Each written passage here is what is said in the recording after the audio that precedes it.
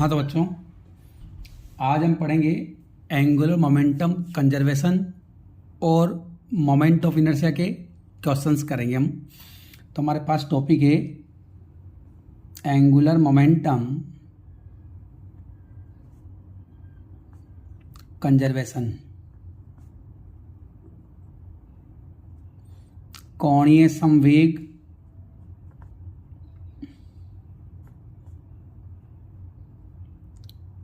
संरक्षण।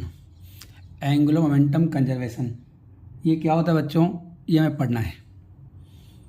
जिस तरह तुमने लीनियर फिजिक्स में रेखीय संवेग संरक्षण पढ़ा है, ठीक उसी के कॉरस्पॉन्डिंग यहाँ होता है कोणीय संवेग संरक्षण। कोणीय संवेग संरक्षण, एंगुलर मोमेंटम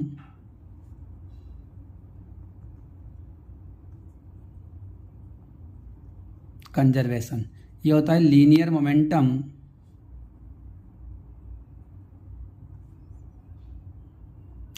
कंजर्वेशन। में पहले नंबर की वीडियो में बताया था मैंने, ये क्या होता है भाई, हमारे पास जो न्यूटन्स का सेकंड लॉ ऑफ मोशन है, F equal to external force equal to change in momentum of the body.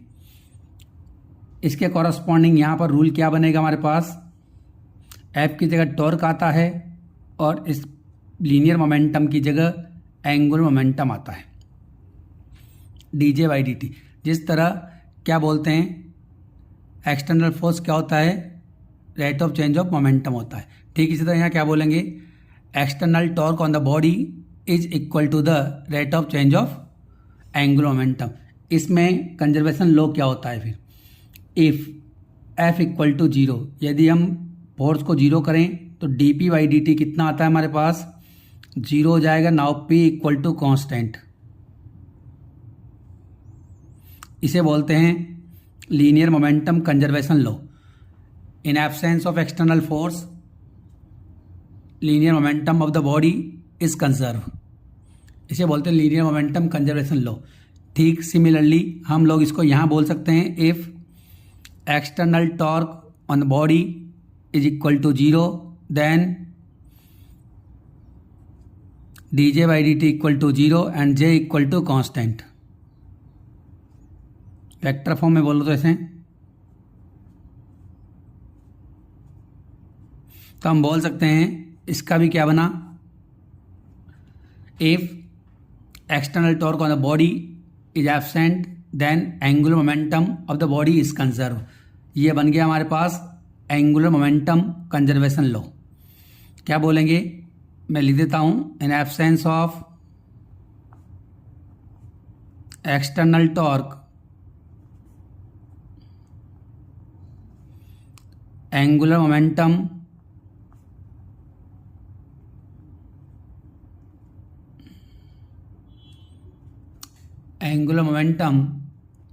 of the body is conserved।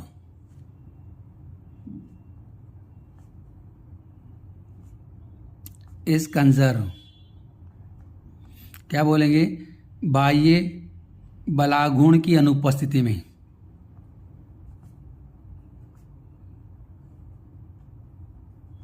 पिंड का कोणीय संवेग संरक्षित रहता है। इसे बोलते हैं हमारे पास एंगुलर मोमेंटम कंजर्वेशन लॉ। बड़ा इजी है, पर एग्जाम में डायरेक्ट कंजर्वेशन लॉ नहीं पूछता है। इसके लिए क्वेश्चंस आते हैं इससे रिलेटेड, वो हम बताएंगे। उन क्वेश्चंस के बारे में आगे पढ़ने के पहले मैं तुम्हें एक रिलेशन बताता हूं। देखो, इसको आगे पढ़ने के पहले मैं एक रिलेशन बताता हूं। जिस तरह रिलेशन होता है यहाँ P इक्वल टू mv होता है लीनियर फिजिक्स में, सेम ऐसा रिलेशन इधर क्या बनेगा, P की जगह J, mv की जगह m की जगह I होता है। इसमें मोमेंट ऑफ इनर्शिया, वेलोसिटी की जगह ओमेगा, एंगुलर वेलोसिटी। ये यहाँ का रिलेशन है, J equal to I omega. तो किसी बॉडी के लिए J कांस्टेंट है,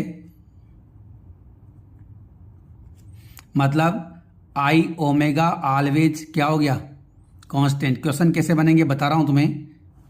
आई और ओमेगा का प्रोडक्ट हमेशा किसी बॉडी का कांस्टेंट रहता है, मतलब किसी बॉडी का किसी पर्टिकुलर टाइम पर I1 है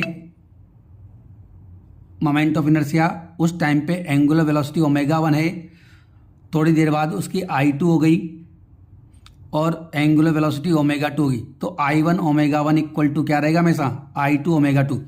थोड़ी देर बाद I3 ओमेगा 3 हो गई तो वो भी इक्वल रहेगा, मतलब I और ओमेगा की का प्रोडक्ट हमेशा क्या रहेगा, कांस्टेंट रहेगा बच्चों। तो इस पे बेस्ड क्वेश्चन आएगा हमारे पास। एंगुलर मोमेंटम कंजर्वेशन का मतलब हो गया J equal to I omega relation है, J कांस्टेंट है तो आई ओमेगा भी क्या हो गया, कांस्टेंट, मतलब आई और ओमेगा का मल्टीप्लीकेशन हमेशा क्या रहेगा, कांस्टेंट। अब अलग अलग वैल्यूज भी यदि हम I1 ओमेगा 1 लें, वही I2 ओमेगा 2 सब कांस्टेंट आएंगे। इसका बहुत सारे एग्जाम्पल है हमारे पास, देखो मैं बताता हूं तुम्हें। देखना इसमें एग्जाम्पल, मान लो अभी कोई डोरी है,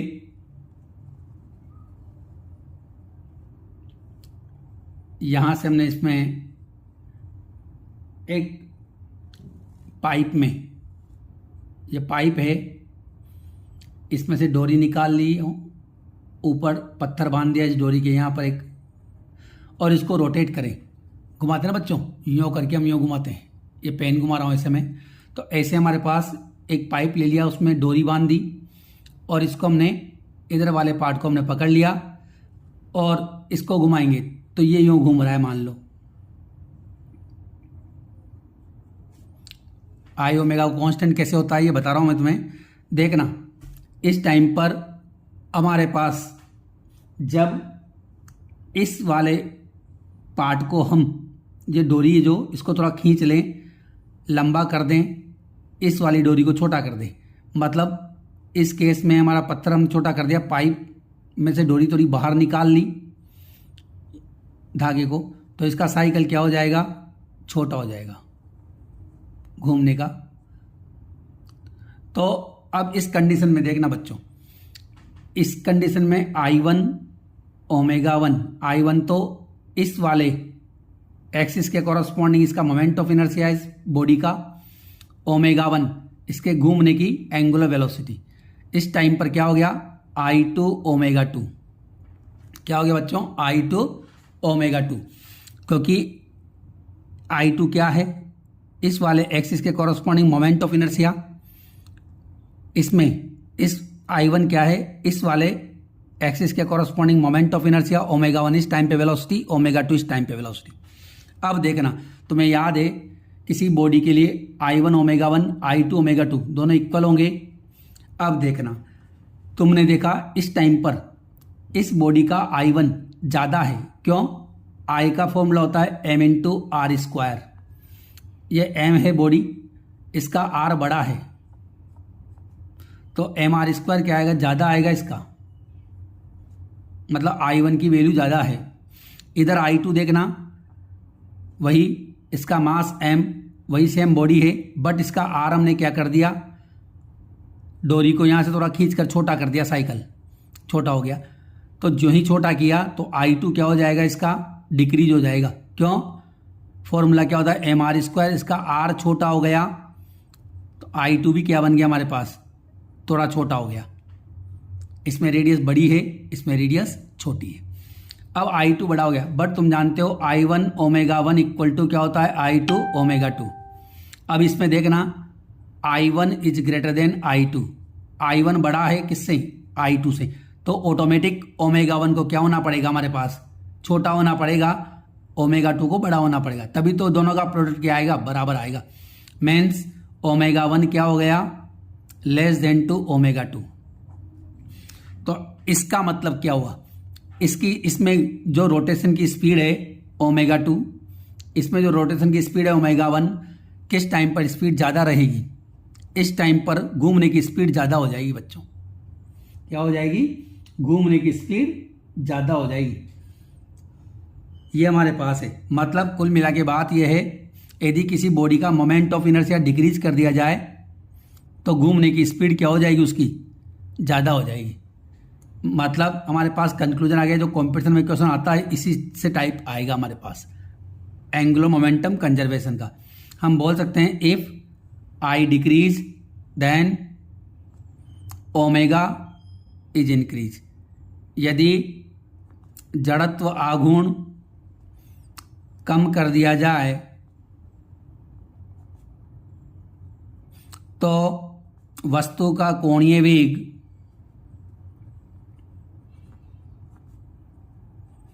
बढ़ जाता है।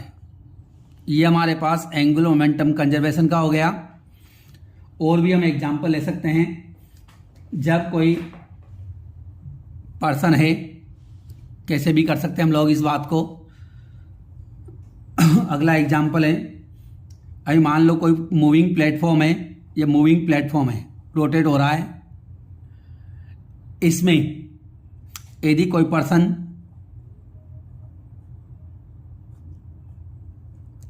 अपने हाथ को एक्सपेंड करके खड़ा हो जाए, कोई डंबल पकड़ के, और दूसरा पर्सन है इसी मूविंग प्लेटफॉर्म पर अपने आप को यूं पकड़ के खड़ा हो जाए, डंबल, कोई डंबल है मतलब मास, तो आदमी तो हो गया एक्सिस, डंबल क्या हो गए, दोनों मास। इसमें मास क्या है, नियर है थोड़े, देखो नियर है हमारे पास, बॉडी का एक्सिस ये हो गया, रोटेटिंग बॉडी है। तो इसमें इस टाइम पर क्या होगा, इस टाइम पर आई क्या है इसका, बताओ, ज़्यादा है। मास की डिस्टेंस एक्सिस से ज़्यादा है, इसमें मास की डिस्टेंस एक्सिस के नियर है, तो आई ज़्यादा है तो ओमेगा क्या होगा, कम हो जाएगा, घूमने की स्पीड कम रहेगी। इस टाइम पर आई क्या है, कम है, तो ओमेगा क्या हो जाएगा, ऑटोमेटिक ज़्यादा। मतलब यदि कोई पर्सन अपने आप को सिकोड़ लेता है तो उसकी घूमने की स्पीड क्या हो जाएगी, ज़्यादा हो जाएगी, रोटेटिंग स्पीड ज़्यादा हो जाएगी। इसमें दूर हाथों को फैला दिया तो रोटेटिंग की स्पीड क्या हो जाएगी, कम। हाथों को फैलाने से डंबल जो थे मास दूर हो गए एक्सिस से, दूर होने से आर ज़्यादा हो गया। और तुम जानते हो मोमेंट ऑफ इनर्शिया का फॉर्मूला होता है एम आर स्क्वायर। आर ज़्यादा होने से आई भी क्या हो गया, इंक्रीज हो गया, आई इंक्रीज होने से ओमेगा क्या हो गया, decrease, because I omega is always constant. I और ओमेगा का मल्टीपल हमेशा कांस्टेंट होना है, और तुम जानते हो कांस्टेंट रहेगा तो एक चीज़ बढ़ेगी तो दूसरी ऑटोमेटिक क्या हो जाएगी, कम हो जाएगी। ये हमारे पास आई ओमेगा का मैटर था। अब हम आगे पढ़ेंगे rolling motion of a rigid body on an inclined plane. क्या पढ़ेंगे बच्चों, rolling motion of a rigid body on an inclined plane. इन्हें बोलते हैं नत तल पर लौटनी गति।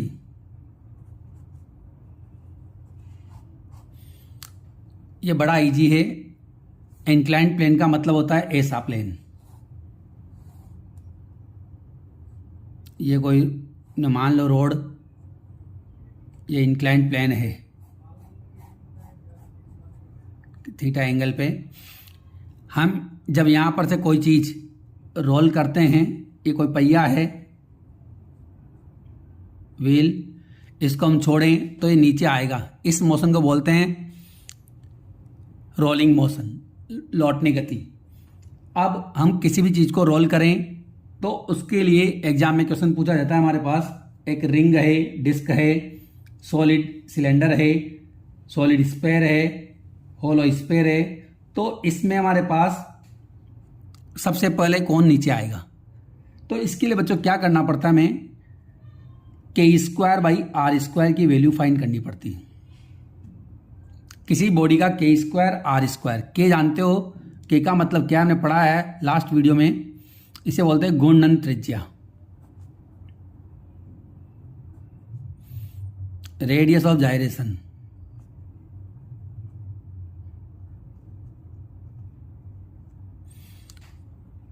Radius of gyration. अब इसमें हमारे पास कैसे फाइंड करते हैं, आर उस बॉडी की रेडियस है तो के स्क्वायर बाई आर स्क्वायर हम लोग फाइंड कर लेते हैं। K square by R square find करना बड़ा इजी है, मैंने बताया है। वैसे देखो रिंग के लिए, फॉर रिंग, जो रिंग होती है वलय, वलय के लिए तुम्हें याद है आई इक्वल टू क्या होता है, मेन एक्सिस के कॉरस्पॉन्डिंग। आई कौन सा लेंगे, मेन एक्सिस के कॉरस्पॉन्डिंग। आई इक्वल टू होता है एम आर स्क्वायर। और तुम्हें पता है बच्चों, एक रेडियस ऑफ जाइरेशन क्या होती है, जिसके लिए I equal to M K square हो जाए। ऐसी डिस्टेंस जिसके स्क्वायर को मास से मल्टीप्लाई करने पर क्या आ जाए हमारे पास, मोमेंट ऑफ इनर्शिया आ जाए, उसी को बोलते हैं हम लोग रेडियस ऑफ जाइरेशन। तो आई तो पर्टिकुलर सब बॉडी के लिए एम के स्क्वायर ही होता है। तो रिंग के लिए क्या होता है, I equal to M R square, जिसको हम लोग एम के स्क्वायर के बराबर कर दें। नाउ के स्क्वायर बाई आर स्क्वायर कितना आ गया, 1 आ गया। तो ये होता है रिंग के लिए के स्क्वायर बाई आर स्क्वायर की वैल्यू। सिमिलरली फॉर डिस्क, चकती के लिए, रिजिड बॉडी वाले टॉपिक खत्म हो जाएंगे आज हमारे पास ये। इसके बाद इसके न्यूमेरिकल्स हैं, कॉम्पिटिशन के क्वेश्चन हैं, जो हमारे पास अगले वीडियो में सब कंप्लीट हो जाएगा। फॉर डिस्क, डिस्क के लिए क्या होगा, देखो आई इक्वल टू होता है main formula M R square by 2। Main वाला फॉर्मूला लेते हैं ज्योमेट्रिकल एक्सिस वाला। कौन सा लेते हैं, ज्योमेट्रिकल एक्सिस, ज्यामिति अक्ष, वो वाला फॉर्मूला लेते हैं हम। आई की वैल्यू क्या रखेंगे, M K square, now M R square by 2, then K square by R square कितना आ गया हमारे पास, 1/2। और तुम लोगों को पता है जिस तरह डिस्क का सेम सिलेंडर का है, बेलन के लिए सेम आंसर था। फॉर सिलेंडर कितना होता है सिलेंडर के लिए, I equal to M R square by 2 होता है इसका भी। तो इसके लिए भी के स्क्वायर बाई आर स्क्वायर कितना आना है, 1/2। तो ध्यान दे, नीचे सबसे पहले कौन सी बॉडी पहुंचती है, ध्यान रहे, नीचे सबसे पहले कौन सी बॉडी पहुंचेगी, जिसके लिए के स्क्वायर बाई आर स्क्वायर का मान कम होता है, वह सबसे पहले बॉडी पहुंचती है। अगला देखो, पहले मैं तुम्हें सॉलिड स्फीयर का ही बताता हूं, होलो स्फीयर का ही बताता हूं। सबके के स्क्वायर बाई आर स्क्वायर आने के बाद हम लोग प्रूव कर देंगे कि कौन सी बॉडी सबसे पहले पहुंचेगी। ऐसे डिटेल से पढ़ने से मैं क्वेश्चन याद रहता है बच्चों, वहां एग्जाम में कोई प्रॉब्लम नहीं आती। ठोस गोले के लिए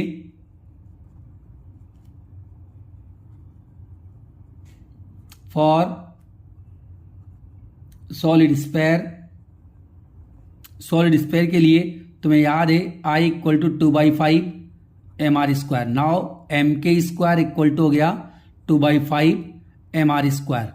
तो के स्क्वायर बाई आर स्क्वायर कितना मिल गया हमें, 2/5। इसी तरह होलो स्फीयर के लिए, खोखले गोले के लिए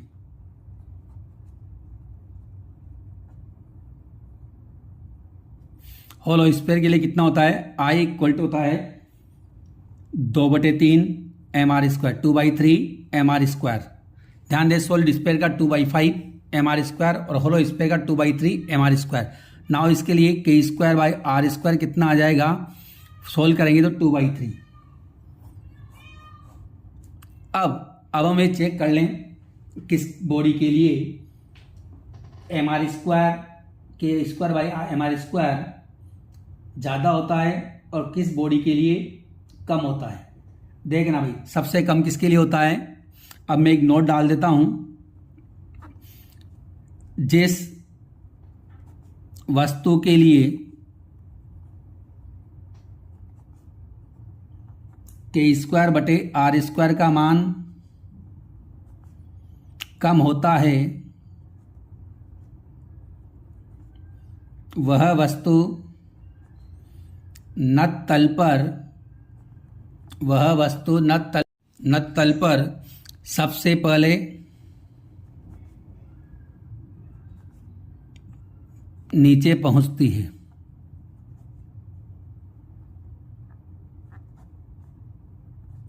body which have low value of K square by R square it raised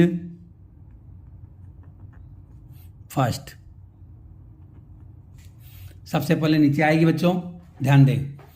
अब देखो, जब ये नीचे आई तो तुम लोग देख सकते हो सबसे कम किसके लिए है।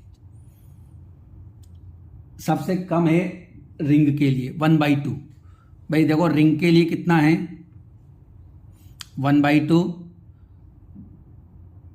डिस्क के लिए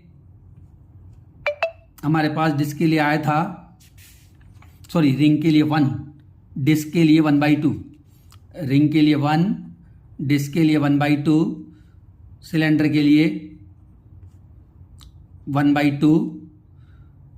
देखो हमने निकाला था। इसके बाद सॉलिड स्फीयर के लिए 2/5, होलो स्फीयर के लिए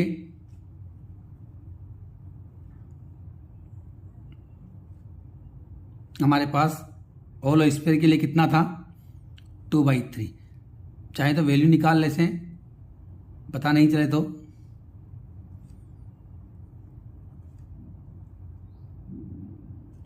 इसके लिए हमारे पास 0.6,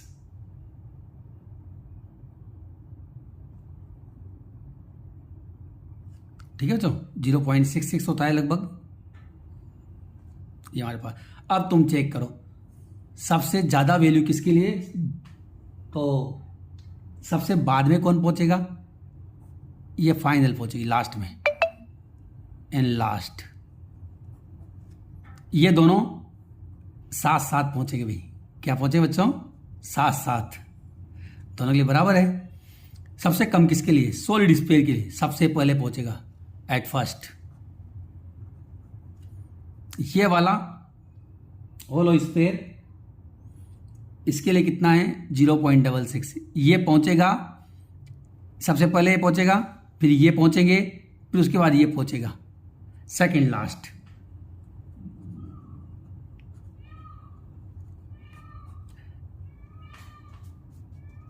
ये हमारे पास कब पहुंचेगा बच्चों, सेकंड लास्ट में पहुंचेगा। आया समझ में। ये हमारे पास इंक्लाइन मोशन पे रिजिड बॉडी की रोलिंग मोशन थी। इससे हम बता सकते हैं कि कौन सी मोशन सबसे पहले। ध्यान रहे जिसके लिए k²/r² ज़्यादा होता है वह सबसे बाद में पहुंचता है, और जिसके लिए कम होता है मैंने लिख दिया है वह सबसे पहले पहुंचती। सबसे कम 0.4 है सॉलिड स्फीयर के लिए, सबसे पहले पहुंच जाएगा बच्चों। ये हमारे पास ये इसका हुआ। अब जो नेक्स्ट है हमारे पास, अब मैं कुछ क्वेश्चंस बताता हूं। थ्योरेटिकल जो क्वेश्चंस बनते हैं हम लोग उन क्वेश्चंस पे थोड़ा फोकस करें। देखो बच्चों कुछ क्वेश्चंस है जो हमारे पास बनते हैं। मान लो वैक्स का एक डिस्क है, मोम की चकती है, एक मोम की चकती है, इसको हम पिघलाएं, पिघलाने के बाद इसको स्फीयर में बदल दें। किस में बदल दें, सॉलिड स्फीयर में, ठोस गोले में कन्वर्ट कर दें।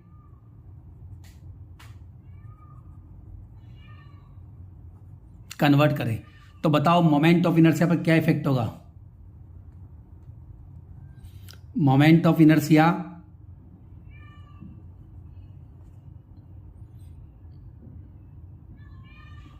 पर क्या इफेक्ट होगा बच्चों।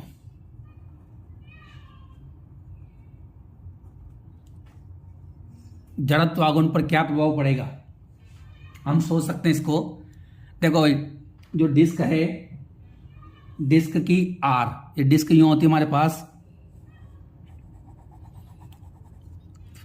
इसी एक्सिस, जब कोई एक्सिस नहीं दे तो मैं इस एक्सिस की बात करनी है। डिस्क का आई होता है mr² / 2, इस एक्सिस के कॉरस्पॉन्डिंग आर बड़ा होता है। अब तुम जानते हो बच्चों, इसको यदि मास तो वही है, यदि हम इसको पिघला कर स्पेयर में कन्वर्ट कर देंगे तो क्या हो जाएगा, रेडियस कम हो जाएगा। तुम्हें याद है डिस्क तो चपटी होती है, इसको हम स्पेयर बनाएंगे तो छोटा बनेगा स्पेयर, क्योंकि उसकी मोटाई भी होती है, थिकनेस भी होती है, तो रेडियस क्या हो जाएगी, डिक्रीज हो जाएगी। रेडियस डिक्रीज होते ही इसका आई कितना होता है, फॉर्मूला 2/5 mr², ये होता है हमारे पास। देखो वैसे भी 1/2 इसमें 2/5 है। इस फैक्टर को हम लोग देख लें, इसका आर यदि हम लोग डिक्रीज कर दें तो आई की वैल्यू ऑटोमेटिक क्या हो जाएगी, हमारे पास डिक्रीज हो जाएगी। आई क्या हो जाएगा बच्चों, डिक्रीज हो जाएगा। देख लो भाई तुम लोग, m/2 लगभग 1/2 ही नीचे हो, बल्कि 2.5 हो, ये तो 1/2.5। और m मास, सब मैथ्स के स्टूडेंट हो तुम लोग, सब मैथमेटिक्स पढ़ते हो बच्चे, तो कोई दिक्कत नहीं है, हम समझ जाएंगे। इस बॉडी का आर कम हो गया तो और हमारे पास आई क्या हो जाएगा, डिक्रीज हो जाएगा।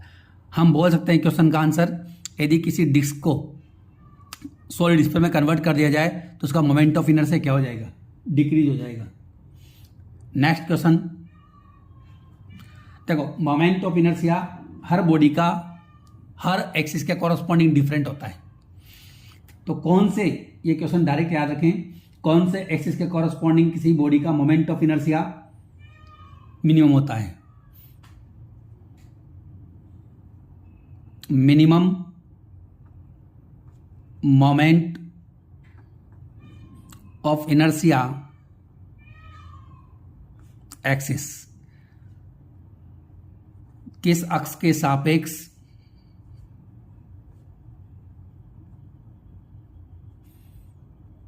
वस्तु का जड़त्व आघूर्ण न्यूनतम होता है। देखो बच्चों, तुम्हें याद है हमने parallel axis theorem, main axis का फाइंड किया था, उसके बाद पैरेलल एक्सिस थ्योरम और परपेंडिकुलर एक्सिस थ्योरम काम मिली थी। तुम्हें पता है सबसे मिनिमम इसी एक्सिस के कॉरस्पॉन्डिंग था, बाकी सब में ऐड होता है। पैरेलल एक्सिस थ्योरम में mr² ऐड हो जाता है, परपेंडिकुलर एक्सिस थ्योरम में हमने देखा था सभी में ज़्यादा ही था। मोमेंट ऑफ इनर्शिया केवल और केवल कौन से एक्सिस के कॉरस्पॉन्डिंग मिनिमम होता है, ये क्वेश्चन बहुत इंपॉर्टेंट है, ज्यामितीय अक्ष के सापेक्ष। ज्यामितीय अक्ष के सापेक्ष, या यूं बोल दो द्रव्यमान केंद्र से गुजरने वाले अक्ष के सापेक्ष क्या बोलेंगे, with respect to geometrical axis passing through the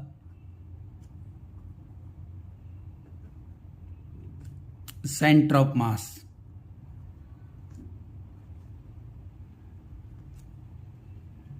passing through the centre of mass, ये हमारे पास इस बॉडी के कॉरस्पॉन्डिंग,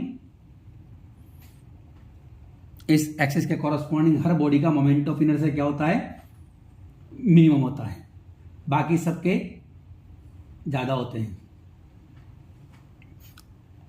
नेक्स्ट क्वेश्चन,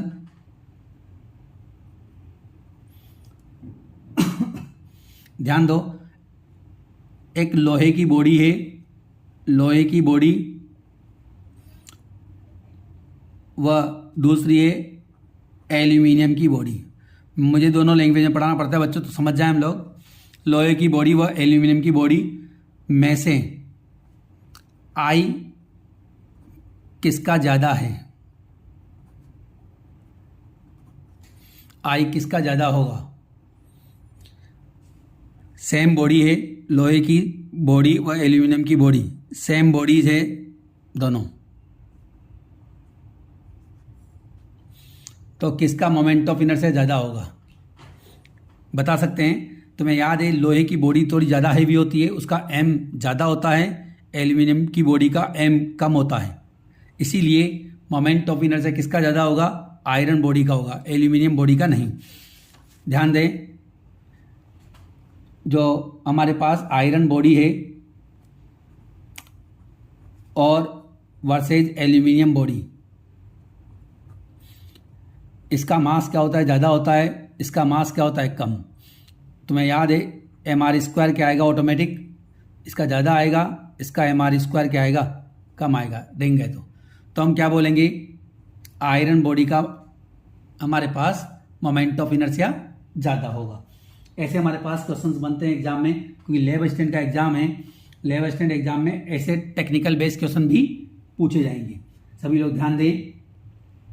हमारे पास और भी क्वेश्चंस हम कर सकते हैं मोमेंट ऑफ इनर्शिया के। अभी मान लो सपोज दैट एक बॉडी है, मैं एक क्वेश्चन लिख रहा हूं। अभी हम एक क्लास और रखेंगे क्वेश्चंस की, ताकि हम लोग क्वेश्चन कर पाएं। एक ट्राइंगल है, इसमें एक बॉडी यहां रखी हुई है m मास की, एक बॉडी यहां रखी हुई है m मास की, एक बॉडी मास m की यहां रखी हुई है। ये पूछ रहा है हमसे कि जो इसकी आर्म A बोल देते हैं हम लोग, उसने गिवन है, एग्जाम में क्वेश्चन पूछा भी गया है कंपटीशन में कई बार फिजिक्स के हिसाब से। ये पूछ रहा है, ये एक एक्सिस है, इस एक्सिस के कॉरस्पॉन्डिंग इस पूरे ट्राइंगल का मोमेंट ऑफ इनर्शिया फाइंड करो। Find the moment of inertia with respect to axis perpendicular to the triangle and passing through a mass। कोई से एक मास के थ्रू पास हो रहा है। मतलब हिंदी वाले समझ जाएंगे, ये ट्राइंगल एक्चुअली में यूं है, एक्सिस कैसे हैं, ये एक्सिस ये है बच्चों, समझ गए तुम लोग। ट्राइंगल के यूं परपेंडिकुलर, ये यूं है एक्सिस हमारे पास, ये पेन रखा हुआ है मैंने ऐसे, ट्राइंगल यूं है। तो देखो हमारे पास मोमेंट ऑफ इनर्शिया कैसे फाइंड करेंगे। I इक्वल टू फॉर्मूला मैंने बताया था, जितनी भी बॉडीज हैं सबका मोमेंट ऑफ इनर्शिया फाइंड होगा। ये मान लो A पॉइंट या B पॉइंट या C पॉइंट, तो मोमेंट ऑफ इनर्शिया IA बोलेंगे, इसका बोलेंगे IB, इसका बोलेंगे IC। IA का मतलब A पॉइंट वाले मास का इस एक्सिस के corresponding moment of inertia, B का मतलब इसका, C का मतलब इस वाले मास का। IA कितना आएगा, मास तो m हो गया, डिस्टेंस कितनी है a² प्लस B वाले का भी ma², सॉरी C वाले का, B वाले की डिस्टेंस इस पे बात करें 0 का स्क्वायर। किसका स्क्वायर बच्चों, 0 का स्क्वायर। ये B वाला है ना हमारे पास, IA इसका m × a², IB का मतलब m, इसकी डिस्टेंस इस एक्सिस से 0 आएगी, 0 का स्क्वायर, m × a²। तो टोटल कितना हो गया, ma² plus 0 plus ma²। Now this is 2ma²। ये हमारे पास इसका मोमेंट ऑफ इनर्शिया आ गया। आया नहीं है बच्चों। तो हमारे पास कुछ क्वेश्चंस ऐसे होते हैं जो हम लोग कर सकते हैं, प्रैक्टिस के लिए क्वेश्चन जरूरी हैं। अभी देखो ये क्वेश्चंस, एक क्वेश्चन, ये एक डिस्क है, एक डिस्क ये रही हमारे पास, 2 डिस्क है, दोनों की रेडियस सेम है, दोनों की रेडियस क्या है बच्चों, सेम, मास भी सेम m। ये इनको ज्वाइंट करने वाली एक लाइन है। इस वाले एक्सिस के कॉरस्पॉन्डिंग मोमेंट ऑफ इनर्शिया बताओ। हमें इस एक्सिस के corresponding moment of inertia find करना है। बड़ा इजी बच्चों, ये डिस्क है, हमें इस एक्सिस नाम दे दो ए डेस। अब इस एक्सिस के कॉरस्पॉन्डिंग कैसे फाइंड करेंगे, तुम्हें पैरेलल एक्सिस थ्योरम पढ़ रखी बच्चों। हमें इस डिस्क का इसके कॉरस्पॉन्डिंग पता है। पैरेलल एक्सिस थ्योरम क्या होती है, पैरेलल एक्सिस थ्योरम समांतर अक्षों की प्रमेय।